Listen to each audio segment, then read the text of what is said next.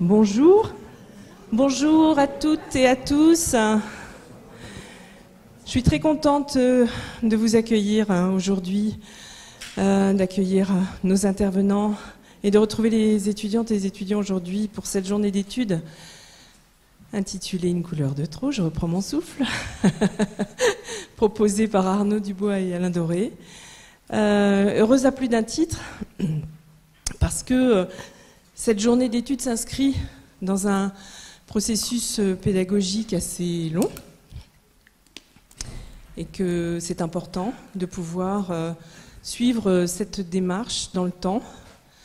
Je trouve ça très riche. Également, ce qui me touche, c'est la présence d'intervenants de très grande qualité qui viennent ici, à l'ENSA, et qui vont proposer un riche contenu scientifique qui va participer à votre réflexion, à toutes et à tous, et qui va nous enrichir également, donc c'est une grande chance.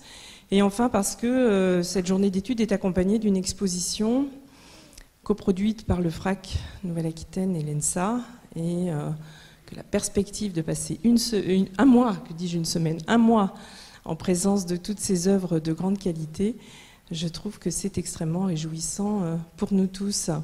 Voilà, donc je ne vais pas m'étendre davantage, puisque je vois des personnes attablées ici et dans l'assistance qui ont des choses beaucoup plus intéressantes à vous dire que moi.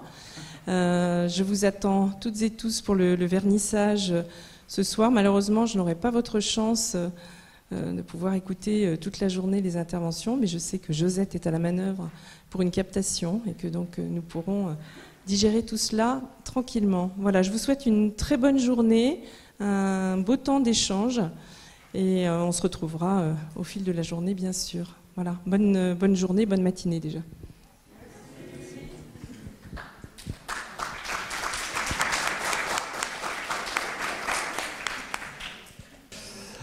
Donc après, pourquoi la peinture meurt-elle? Une peinture d'un genre et son exposition cliché peinture qu'on avait fait aussi avec le FRAC Artotech.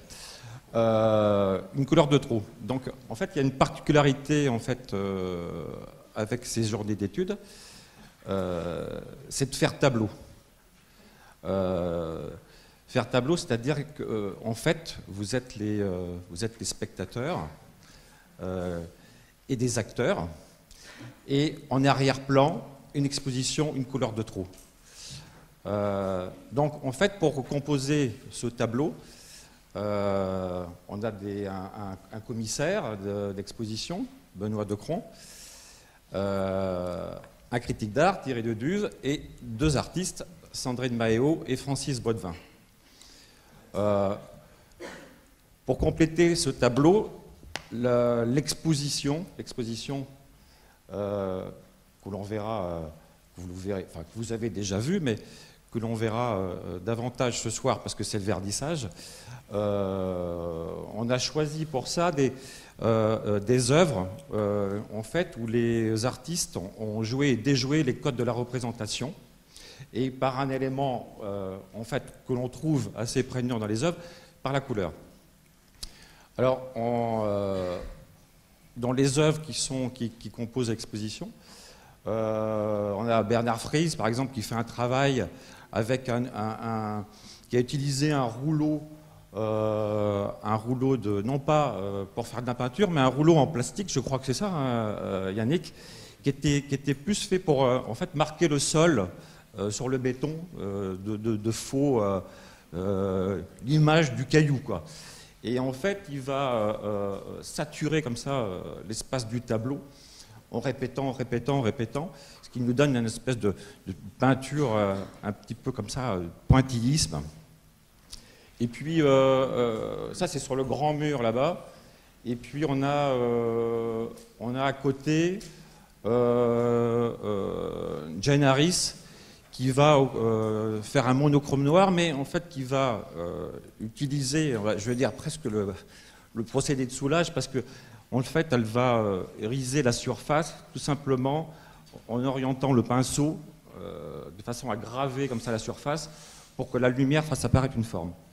Donc on a à peu près dans toute l'exposition comme ça des artistes qui vont utiliser des moyens, des procédés, où ils vont, comme je disais tout à l'heure, jouer avec la couleur, dont Nina Childress, qui par exemple va peindre une image projetée. C'est-à-dire que c'est vraiment... donc elle va choisir des couleurs qui font qu'en fait, c'est le rétroprojecteur projetant l'image sur le tableau, elle va copier cette image. Donc on a une peinture comme ça, avec des couleurs fluo, et puis une toile qui n'est pas apprêtée, donc qui absorbe comme ça cette couleur qui est plus lumière, plus en fait c'est un peu écranique, quoi. C'est-à-dire qu'on voit que ça cherche une image, mais qui n'est pas celle de la photo, mais qui est vraiment celle d'une image projetée, une image de lumière. Alors, on a plein d'œuvres comme ça. On a Tian Bossut qui, là, par exemple, fait une nature morte, mais il y a une nature morte qui sort un petit peu du tableau, parce que c'est quand même des objets, une chaise, un tableau moulé. Donc là, il va...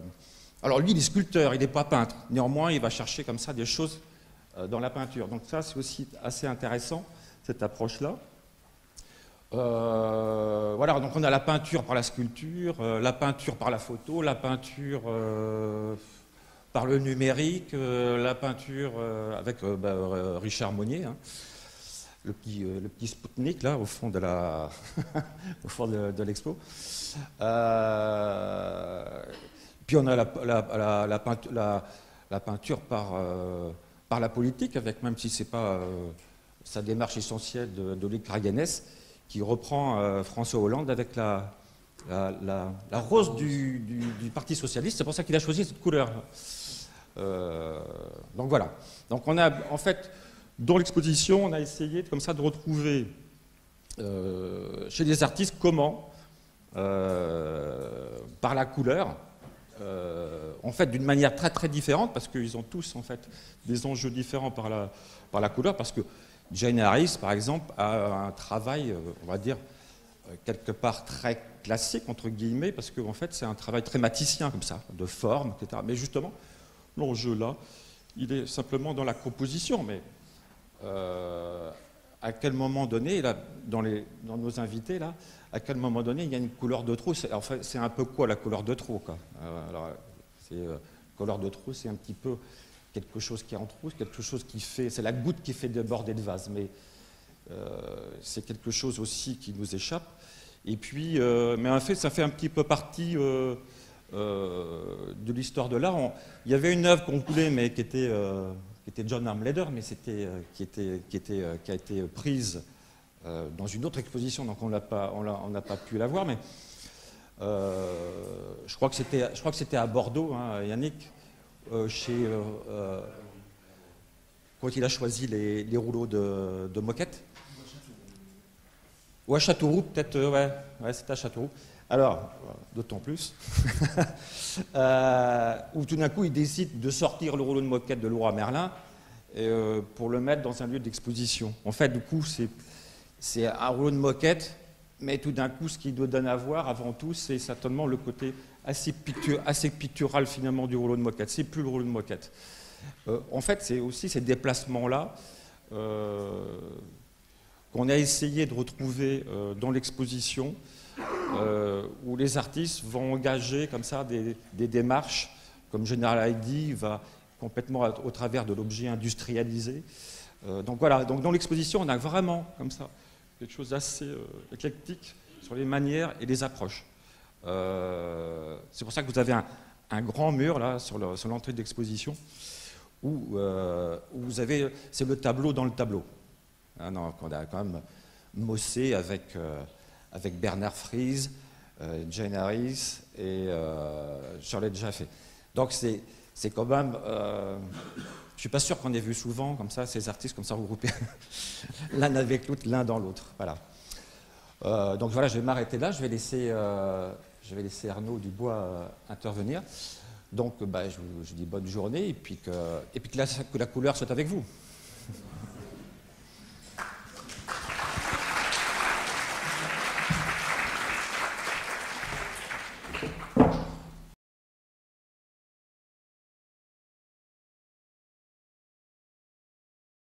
Je vais faire une petite intervention pour un peu cadrer de façon un petit peu théorique l'esprit qu'on a voulu insuffler dans cette journée d'études et dans cette exposition qui est née en fait donc d'un nouvel atelier de recherche et création qu'on a monté avec Alain l'an dernier qui s'appelle Couleurs de l'incertitude, et c'est avec les étudiants et dans le cadre de cet arc qu'on a monté donc cette expo et cette journée, et en réfléchissant justement à la question de la matérialité de la couleur, et c'est ça qui nous a guidés, et c'est ça qui nous a guidés à la fois dans le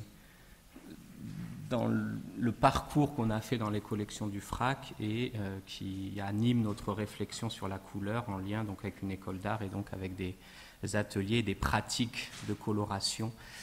Et c'est pour ça que j'ai intitulé cette petite introduction de la couleur seule à une couleur de trop, pour essayer en fait, l'un des objectifs c'est réussir à pluraliser les conceptions de la couleur.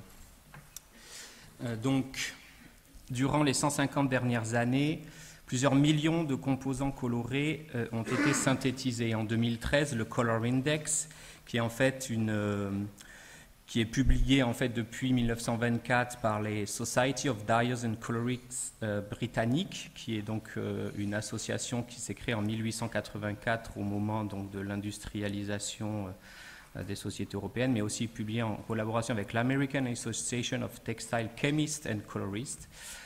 Donc ce Color Index, en fait, qui référence de façon internationale les noms de couleurs, leur structure chimique, les entreprises qui fabriquent les colorants et les détails des applications techniques de chaque colorant. Donc en 2013, il référencie 34 500 colorants différents qui sont listés sous 11 570 noms génériques. Et de plus, même si des milliers de colorants différents sont commercialisés chaque année, de nouvelles teintures et de nouveaux pigments continuent d'être développés, les réactions chimiques continuent à être étudiées, les processus de production industrielle sont optimisés, les applications des colorants sont diversifiées. Et donc on peut dire que les sociétés occidentales connaissent ainsi depuis le milieu du XIXe siècle. On considère historiquement que c'est en 1856 qu'est introduit sur le marché le premier colorant synthétique avec le brevet de la movéine par le chimiste anglais William Perkin. Donc au XIXe siècle, avec le développement de la chimie industrielle des couleurs de synthèse, on assiste à une prolifération, une accumulation de ce que l'on pourrait qualifier d'excessive, donc le trop de la couleur, des substances colorantes et des matières colorées. Mais simultanément à cette diversification des teintes, on assiste aussi à une certaine homogénéisation de la facture des surfaces qui reçoivent ces teintes multiples. Et la coloration des objets de notre culture matérielle est en grande majorité faite par des machines automatisées. Et les actions sur la matière colorée que celles-ci réalisent produisent des revêtements uniformes, à surface lisse, sans empattement et sans touche, identiques d'un matériau à un autre. La couleur semble ainsi être posée à la surface de l'objet sans instrumentalité. Et sur ces aplats contemporains, le seul facteur de variation, à côté bien évidemment des modifications infinies des teintes, est celui de l'effet visuel. Les multiples nuances chromatiques, lisses et plates, peuvent être brillantes ou mates, satinées, nacrées ou iridescentes, transparentes, opaques ou translucides, selon la réflexion, l'absorption et la transmission de la lumière sur le matériau coloré. Donc de façon synthétique, on pourrait peut-être dire que la matérialité de la couleur contemporaine se définit par 3 paramètres en interaction: la profusion des teintes, l'unicité de la facture et la variation des effets. Donc l'uniformisation instrumentale du traitement de la surface entre en relation avec la diversification des teintes synthétiques que ce revêtement peuvent prendre, alliée au changement d'effet visuel produit par le travail conjoint de la composition pigmentaire et de la qualité intrinsèque du matériau. Et ce qu'il faut alors noter, ce que je trouve assez important, c'est que ces 3 paramètres en interaction sont nécessairement le résultat d'une activité productive complexe et distribuée entre de nombreux acteurs qui travaillent au sein de domaines d'activité très différents. Les actions nécessaires à la production des couleurs de notre environnement construit s'inscrivent donc dans une pratique sociale de la couleur où se côtoient des métiers et des savoir-faire multiples, et ce sont les apports successifs de chacune de ces activités qui font la couleur de notre monde. Pourtant, dans la grande majorité des textes, des discours et des théories qui traitent de la couleur, la matérialité de celle-ci est que très rarement discutée, au profit d'une définition normalisée de la couleur qui s'inscrit dans la logique psychophysique du sujet percevant. Et dans l'un des derniers ouvrages scientifiques publiés en langue française qui traite de la question, qui est intitulé « La couleur, lumière, vision et matériaux », publié chez Belin en 2006 par Jacques Lafay et Madi Elias, on trouve un bon exemple de cette définition. La couleur est un codage, je cite donc Lafay et Elias, la couleur est un codage de l'information lumineuse par la rétine de l'œil de l'observateur jusqu'à son cheminement final vers le cortex cérébral où se réalise une quantification du percept visuel de couleur. La couleur est avant tout un percept relève d'un processus psychophysique sous l'action d'un stimulus. Et donc de façon synthétique, efficace et simplifiée, cette définition résume bien la conception naturalisée de la couleur qui a été construite au sein de ce qu'on appelle les sciences de la couleur. Sciences que les historiens des sciences Lauren Daston et Peter Gallison définissent dans leur ouvrage Objectivité, donc publié en 2017 mais traduit en français en 2012 aux Presses du Réel, comme je les cite, une puissante alliance de physique, de physiologie et de psychologie, et dont ils ont très bien montré comment elle s'installe en Europe à partir de la publication en 1810 de la Farbenlehre de Goethe. Ouvrage donc, qui se compose de 3 parties. Une partie didactique, traduite en France sous le titre « Traité des couleurs », une partie polémique, traduite sous le titre « La théorie de Newton dévoilée » et une partie historique, traduite sous le titre « Matériaux pour l'histoire de la théorie des couleurs ». Et de manière, ce qui est intéressant, c'est que de manière symétrique en art, en sciences et en anthropologie, les historiens, dans des travaux donc assez récents, ont montré comment cet ouvrage est fondamental pour la reconfiguration européenne du savoir chromatique qui se produit à partir du XIXe siècle. En histoire des sciences, c'est un fait de langue qui permet de montrer le basculement qu'incarnent les travaux de Goethe. Alors qu'en 1810, les termes objectifs et subjectifs font tout juste leur entrée dans les dictionnaires allemands, Goethe les utilisa pour organiser les séries d'expériences d'optique dans son traité des couleurs. La science de la couleur, disent ainsi Daston et Gallison, fut ainsi une des premières à recourir à l'innovante terminologie kantienne pour désigner à la fois des méthodes et des objets de travail. En histoire de l'art, c'est l'usage d'une représentation visuelle efficace pour la pratique artistique de la couleur qui marque le rôle fondateur de la Farbenlehre pour l'esthétique chromatique moderne. Et comme l'a très bien montré donc Éric Allier en 2017 dans son ouvrage L'œil-cerveau, nouvelle histoire de la peinture moderne, qui suivait en fait des cours qu'il avait donnés à l'université de Vienne, le cercle chromatique figure pour la première fois le découpage entre contrastes successifs et contrastes simultanés qui seuls permettent en modernité d'utiliser les couleurs à des fins esthétiques. En anthropologie enfin, la Farbenlehre fonde la pensée structuraliste dans les sciences de l'homme qui interprète les phénomènes perceptifs comme un reflet de l'organisation de l'esprit humain. Le spectre des couleurs, comme le dit l'anthropologue Carlo Severi, est l'image d'un éventail fini de catégories visuelles, à la fois sensibles et intellectuelles, par lequel l'esprit, à travers l'œil, peut interpréter le réel. Nous pouvons dès lors tracer une généalogie de l'idée de structure, dit-il, depuis les travaux de Goethe jusqu'à son apparition en linguistique. Donc ce qui est intéressant par cette traduction et surtout les effets qu'elle a eus sur la production de savoir sur la couleur en Europe au XIXe siècle, c'est qu'elle change les objets et les méthodes de recherche européennes sur la couleur par l'interaction d'un vocabulaire renouvelé, objectif, subjectif, d'une représentation visuelle efficace, le cercle chromatique, et d'une nouvelle conception de la couleur, entendue comme structurale. Et c'est par ce triple déplacement théorique et méthodologique que la couleur devient moderne et accède en Europe à une nouvelle forme d'intelligibilité. La couleur n'existe que dans l'œil et dans le cerveau du sujet percevant. Elle est une abstraction et une virtualité hautement mathématisée et hors du sens commun. Pourtant, dans la Florence du Moyen-Âge et de la Renaissance, les peintres, s'ils voulaient exercer leur métier, devaient s'inscrire dans un art, l'une de ces guildes sur lesquelles la vie sociale de la vie reposait. Les peintres florentins s'immatriculaient ainsi dans l'art des médecins, apothicaires et merciers, l'un des 7 arts majeurs de la ville.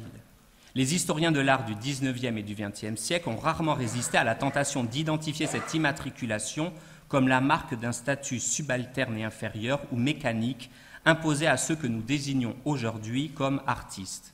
Que Giotto, Paolo Uccello ou Benvenuto Cellini aient été inscrits au registre de l'art des médecins, apothicaires et merciers aurait dû cependant troubler leur certitude. L'immatriculation indiquait moins une catégorie sociale qu'une typologie de matériaux et ceux qui en avaient l'usage. Les couleurs, soit les pigments végétaux et les terres, et l'alun qui fixe leur pouvoir de coloration, mais aussi les épices, graines de moutarde ou safran, le plomb, la cire, ces matériaux dont les peintres partagent l'emploi avec les médecins et les apothicaires, avec les ciriers, les fabricants de papier ou les verriers. Et si un registre officiel fixe la mesure correcte des substances requises pour l'élaboration des drogues et des onguents, Michael Baxendale a montré dans L'œil du Quattrocento en 1972 avec quelle précision toute notariale le contrat qui lie les peintres à leurs commanditaires fixe le dosage et la qualité des pigments requis par le tableau. Médecins, apothicaires, peintres et épiciers sont à la même enseigne, liés par ces substances dont ils partagent l'usage. Or, à partir du XVIIe siècle, on s'est attaché à effacer jusqu'à la mémoire de ce matérialisme troublant.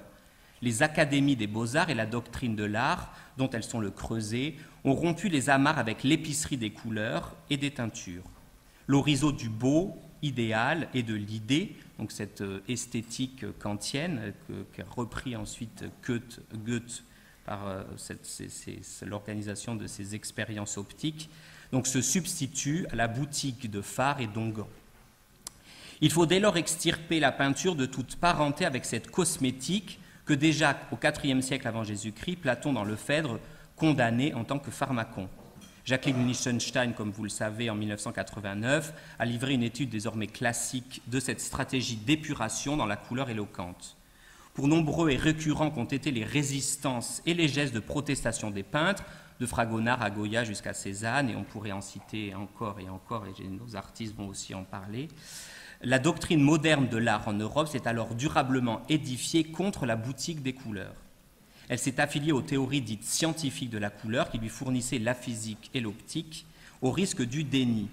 Ce que l'artiste nous donne à voir, ce que nous, spectateurs, croyons voir n'est que le produit illusoire d'opérations de codage de l'information lumineuse par la rétine et leur cheminement vers le cortex cérébral. Et les théories de la couleur ont tout eu pour enjeu leur dématérialisation et pour effet d'obliger les artistes soucieux de rattacher leur pratique à l'état des sciences de leur temps, à dénier leur relation aux substances dont est fait leur travail. Et c'est avec cette épicerie des couleurs que nous voulons renouer aujourd'hui, en rompant avec le discours académique, sa cohérence et son autorité qui perdurent encore aujourd'hui.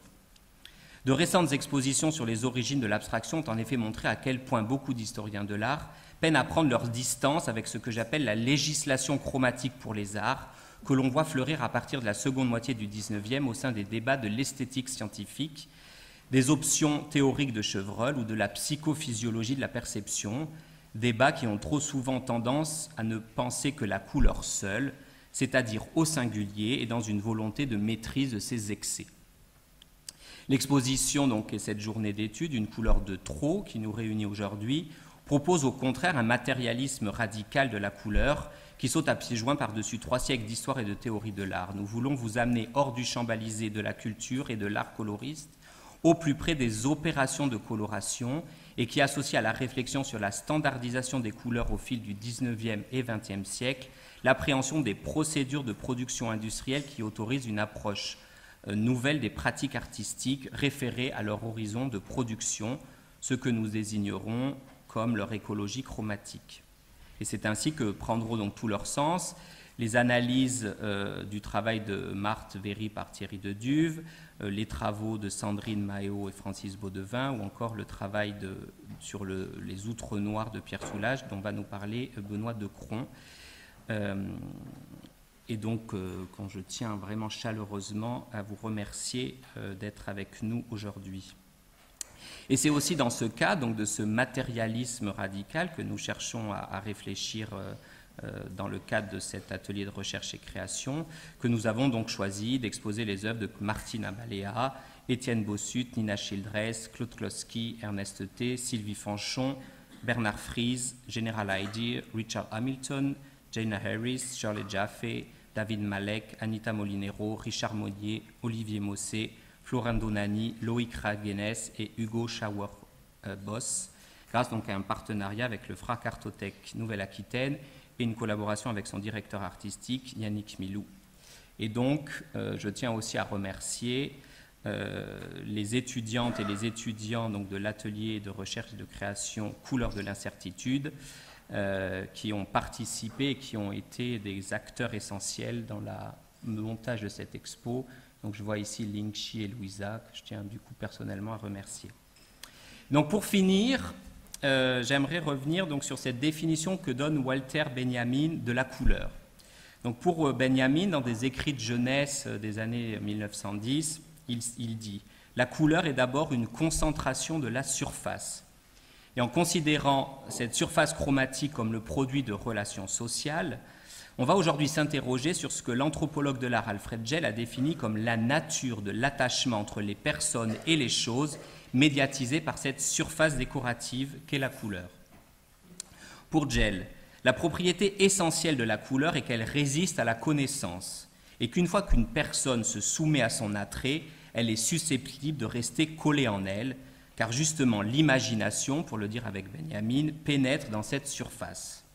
Gell nomme cet attachement particulier entre les choses et les hommes via la surface colorée du monde une adhésivité cognitive, notion qu'il rattache à la sémantique du visqueux chez Jean-Paul Sartre et qui, à mon avis, pourrait être pour notre journée une belle définition de la matérialité de la peinture. Donc pour Sartre, le visqueux est une substance visqueuse est un fluide aberrant. Le visqueux représente comme une coupe opérée dans un changement d'état, une substance entre deux états, c'est-à-dire une conception polymorphique et métamorphique de la couleur.